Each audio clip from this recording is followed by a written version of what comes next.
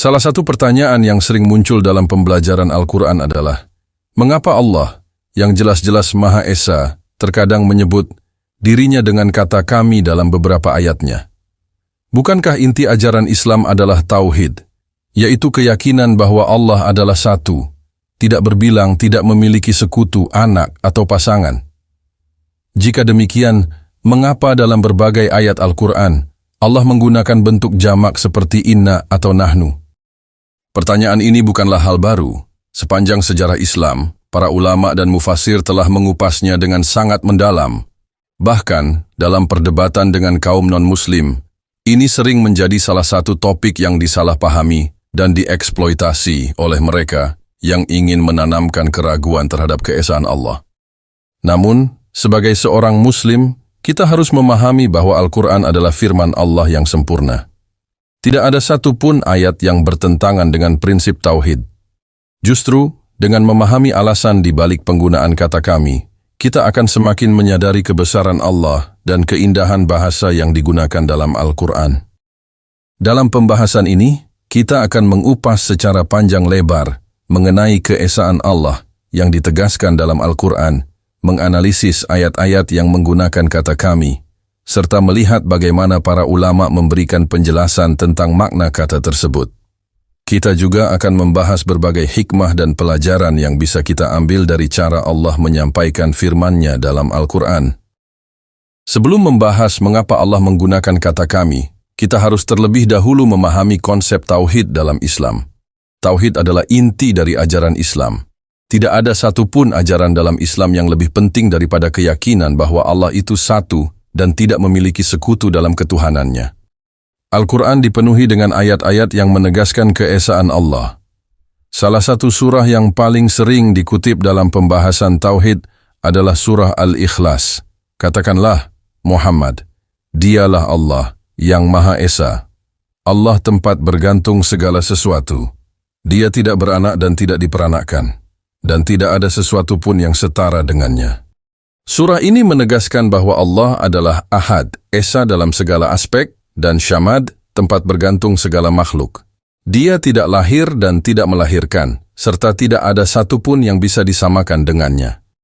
Selain itu, banyak ayat lain dalam Al-Quran yang secara eksplisit menyatakan keesaan Allah. Seperti surah Al-Baqarah, ayat 163. Dan Tuhanmu adalah Tuhan yang Maha Esa. Tidak ada Tuhan selain Dia, yang Maha Pengasih, Maha Penyayang. Dan surah Al-An'am ayat 102, itulah Allah Tuhan kalian, tidak ada Tuhan selain Dia. Pencipta segala sesuatu, maka sembahlah Dia. Dialah pemelihara segala sesuatu. Dalam hadis-hadis Nabi SAW, konsep tauhid juga ditegaskan berkali-kali.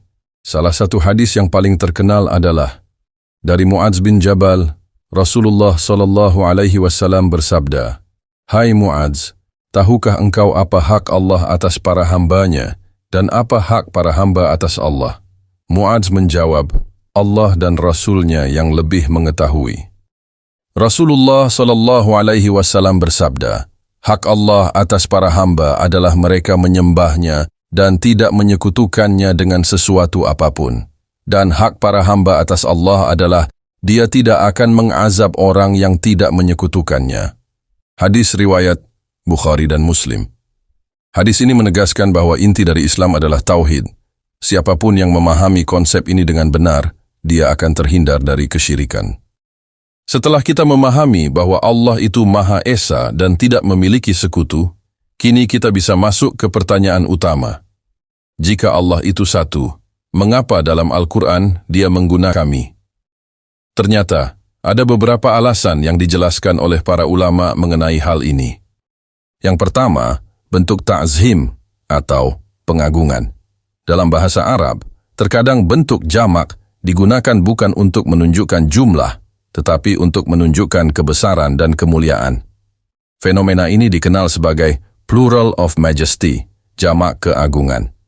Contoh dalam bahasa Arab modern, seorang raja atau pemimpin bisa berkata, "Kami telah memutuskan meskipun yang berbicara hanya satu orang." Dalam bahasa Inggris pun, seorang raja atau ratu menggunakan we dalam pidatonya meskipun hanya satu orang.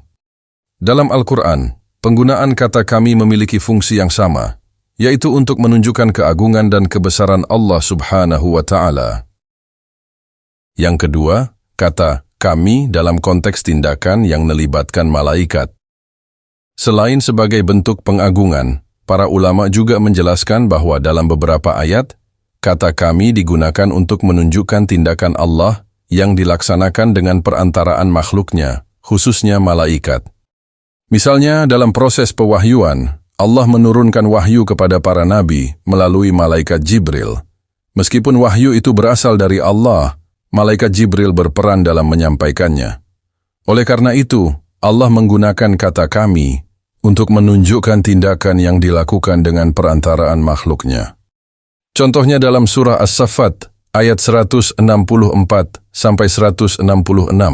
para malaikat berkata, tidak ada seorang pun dari kami, malaikat, melainkan mempunyai kedudukan tertentu, dan sesungguhnya kami benar-benar bersyaf-syaf dalam beribadah. Dan sesungguhnya kami benar-benar bertasbih. Jadi, ketika Allah mengatakan, kami menurunkan wahyu, itu bisa mencakup keterlibatan malaikat yang menjalankan perintah Allah, tetapi tetap dalam kendali Allah sebagai satu-satunya Tuhan. Sekarang kita akan melihat beberapa contoh ayat di mana Allah menggunakan kata kami dalam firman-Nya dan bagaimana para ulama menafsirkannya. Yang pertama, surah Al-Hijr ayat 9. Sesungguhnya kami yang menurunkan Al-Quran dan kami pula yang menjaganya.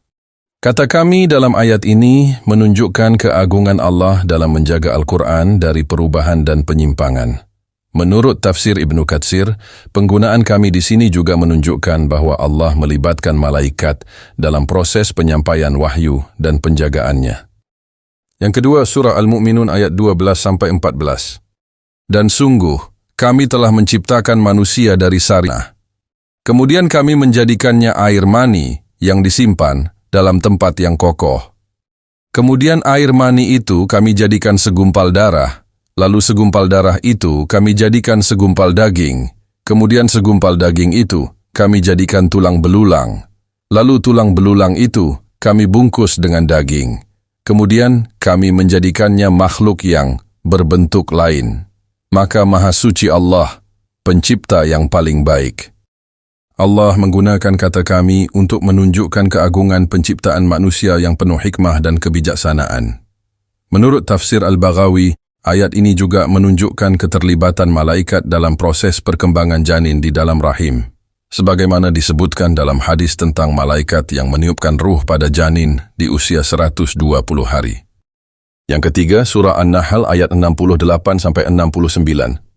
Dan Tuhanmu mewahyukan kepada lebah, buatlah sarang-sarang di gunung-gunung, di pohon-pohon kayu, dan di tempat-tempat yang dibuat manusia. Kemudian makanlah dari segala macam buah-buahan, dan tempuhlah jalan-jalan yang telah ditetapkan Tuhanmu dengan mudah.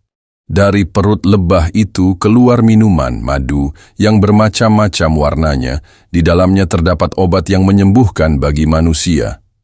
Sungguh, pada yang demikian itu benar-benar terdapat tanda kebesaran Allah. Bagi orang-orang yang berpikir, Allah menggunakan kata kami dalam konteks memberikan ilham kepada makhluknya. Menurut tafsir Al-Qurtubi, ini menunjukkan bahwa semua makhluk hidup, bahkan yang kecil sekalipun seperti lebah, menerima perintah dan bimbingan dari Allah melalui sistem insting yang telah ditanamkan dalam dirinya. Para ulama tafsir telah memberikan berbagai penjelasan tentang alasan dibalik penggunaan kata kami dalam Al-Quran. Berikut adalah beberapa pandangan mereka. Menurut Ibnu Katsir, penggunaan kata kami adalah bentuk penghormatan dan keagungan Allah. Namun, di ayat-ayat yang berbicara tentang keesaan Allah dan ibadah kepadanya, Allah selalu menggunakan kata aku. Contoh, surah Taha ayat 14. Sungguh, aku ini adalah Allah. Tidak ada Tuhan selain aku, maka sembahlah aku dan laksanakan salat untuk mengingatku. Ayat ini menegaskan tauhid dengan menggunakan kata aku, bukan kami. Al-Baghawi menyebutkan bahwa dalam ayat-ayat yang menggunakan kata kami, Allah ingin menunjukkan keagungan dan kekuasaannya. Namun, tidak ada sedikit pun indikasi bahwa Allah itu lebih dari. Dalam tafsirnya, Al-Qurtubi bahwa bentuk jamak dalam bahasa Arab tidak selalu menunjukkan jumlah, tetapi bisa juga menunjukkan penghormatan dan kebesaran. Dari seluruh pembahasan ini, jelas bahwa penggunaan kata kami dalam Al-Quran tidak bertentangan dengan tauhid. Sebaliknya, ini adalah bentuk pengagungan dan menunjukkan kebesaran Allah.